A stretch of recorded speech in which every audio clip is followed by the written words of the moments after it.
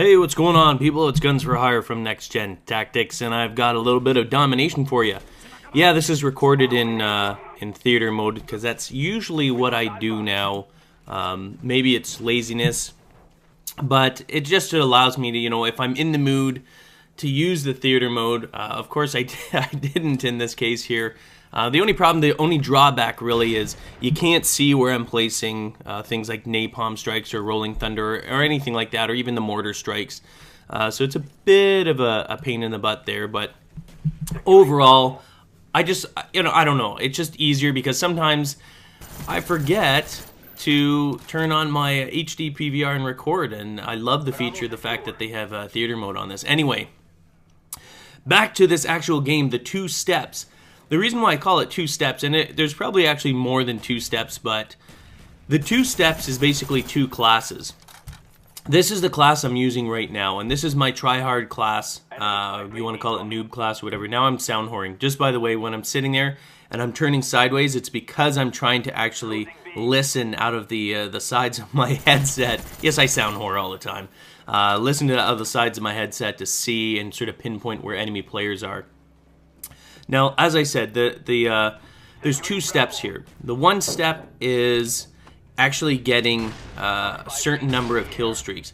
And this 2 step is only directed to public games. I'm not talking about games where you have a clan and everything like that, because that usually tends to be a lot more organized and the strategy is going to be completely different. I do not recommend doing this. If you're playing with an actual group and you guys, are focused and you're organized, then this is not something that you want to do. However, in public matches, you cannot, I repeat, cannot depend on randoms to actually know what they're doing and do it sort of properly. So as you can see, we are getting sort of overthrown here. It's not being dominated, but we only have 1 flag. And this is the reason why I'm doing it. Even if I was to run around everywhere, I may be able to help the team get back, but it may be harder. And depending on the skill level of my teammates, they may never be able to actually capture the flags. I mean, they're still not captured. Maybe they're going to get C in a minute here. So this is what I do. I set up the kill streaks. I got my try-hard class on, which has scavenger on, so I don't have to switch it up. I'm going to have enough ammo. I got Semtex, I got Claymores. I'm doing everything that I can in order to actually get as many kills as possible. Basically, I'm going to be kill streak whoring, okay? And I know I keep saying that, whatever, just get over it. So there's the first one. I'm going to have it, but I'm not going to use any of the kill streaks until I have all 3. Granted, some of you may struggle to actually get, up to an 11 kill streak and everything like that. But if you're patient, and unfortunately, and I know some of you guys are going to rag on me on this, but if you sort of stay on the perimeter and really don't go after the flags right off the bat there, just sort of make sure you get those kills, stay on the perimeter, because the other team, if they are dominating, like this guy, they're going to be focused solely on getting those flags. And that gives you an opportunity to sort of stay back on the outside fringes and get those kills. Just don't get yourself involved, don't go inside. And remember, I'm only saying this for public matches when you don't know what the hell these, the bunch of randoms are going to actually do in the game. So what you want to do is you want to actually try and get those kills. Once I'm up to 11, you're going to see exactly what I'm going to do. I'm going to basically unleash hell. Dogs are a very important part of this 2-step process. Once I unleash all of the kill streaks, like right here, so now I'm going to actually probably, once I've captured this, I've released the dogs, I'm going to do the rolling thunder, and I'll probably do the mortar strikes as well. I think, do I do them yet? Okay, here, and I might be switching classes now. The whole point, there, I've already switched classes, so there you go. So the second class is a capture class. And the reason why I do this is because it allows me, without having to worry about the skill of your team, when you unleash something like dogs, when you've got rolling thunder, and then you put mortar strikes, and basically you do this all out, pounding the salt on all of the flags, what you're able to do, and I shouldn't be capturing this, by the way, this is a bad one here. We don't want to be doing that. We don't need to dominate. I ended up getting friggin' killed here. Watch this. Oh, dirty bird. Anyway, you don't need to dominate. That's a big no-no there. But anyway, this second class, so once I've unleashed the dogs and all 3 kill streaks, and I do it all at once, what happens is the dogs preoccupy them. When you have dogs in this game, they are incredibly deadly. A lot of players have no idea how to defend against dogs. It preoccupies them. They end up backing the corners going, oh my god, when's the dogs coming? They worry about it. The dogs really do distract them. They keep them busy. And at that point, that's when you hammer and you attack 2 flags. All you need is 2 flags. This should be done, you know, fairly quickly in the beginning of the round, because you don't want the other team to absolutely, you know, dominate to the point where if you only have 2 flags, you're not going to be able to get them back. Once you actually have 2 flags, you know, and make sure usually you want the key flags. You want B and you want A for the most part. Sometimes in certain maps, and you know, I can't remember them, but you don't always want B. B is unnecessary. But for the most part, you want to keep B and whatever one of the flags. Doesn't matter if it's A or C, but you do not get all 3 flags unless it's absolutely necessary. Unless you need to dominate in order to win, then you do not get all 3 flags. And what happens is when you get just 2 flags, is you control their spawning. You don't want to go over that midpoint either. There's a certain sort of threshold. You don't want to push too far into their side. You want to keep them on that side there. And this is very hard because, you know, when you're playing with randoms, again, the same thing happens.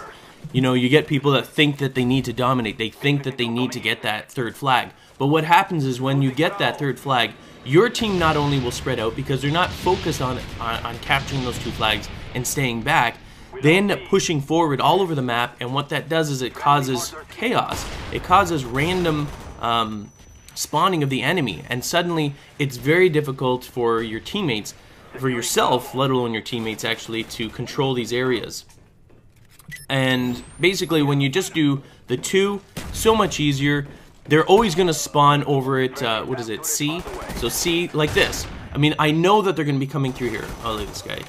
You little silly. He might have been doing what I was doing, trying to get the kills or whatever spawn.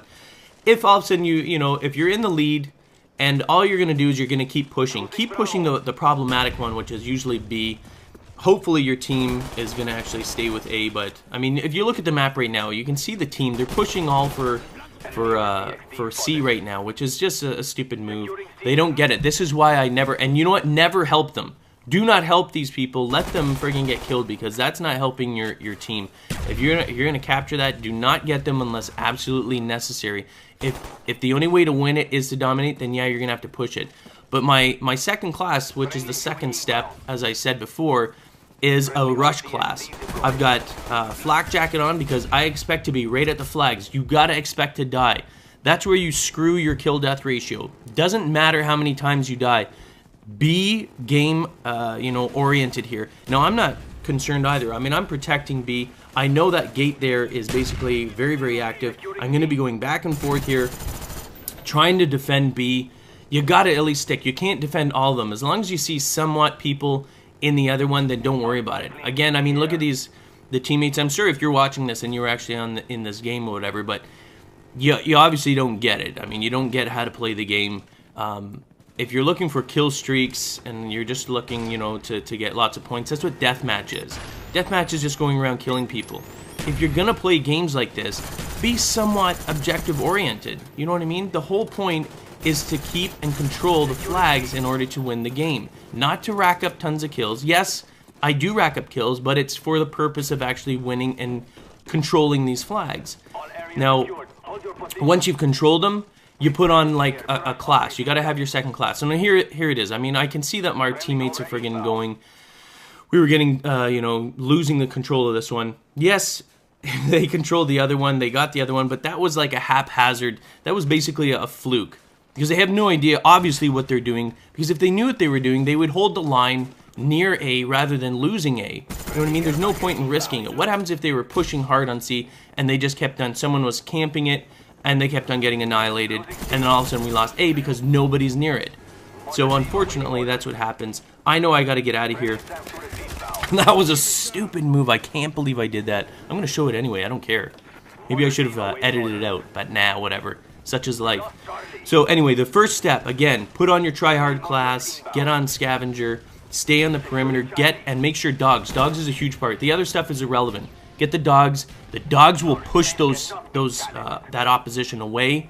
and then all of a sudden you put on your tryhard, your capture the flag class, which you should have flak jacket on to take those explosions, and just dominate 2 flags. Don't go for all 3 of them. That's an absolutely noobish move, and it's not going to help you. Anyway, that's it. 2 steps to dominating Domination. Peace. Get the latest updates and stay in touch with the NGT community with our all-new Facebook application. Check the description of the video for details.